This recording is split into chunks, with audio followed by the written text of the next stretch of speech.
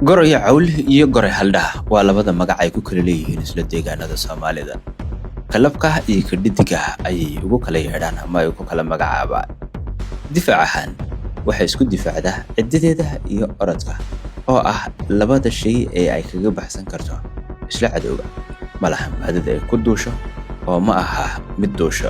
Walow lagu tilmaamo ama inay ka mid tahay bahda baaleyda ama haadka.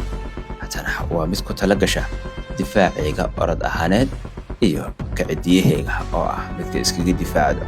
Kana waa cadowgayga dhabta ah ama ka kalaya ukumaha waxa looga cunaa iyagoo yar ama iyagoo weli ukuma hada awoodeeda ay isticmaalaysaa si ay iskaga difaacdo.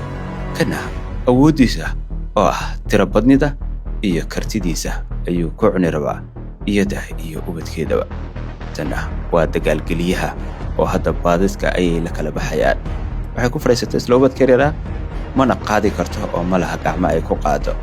Kaliya waa inay ka kaxaysaa isla goobta halistu ay ka timaado. Tiro ahaan iyaguna way isdifaaci karaan marka tiradoodu badan tahay. Marka ay mid kaliya tahayse way adag tahay si isku difaacaan. Kuwan ku mahadsan tahay ku xinaashadaadii la joogta.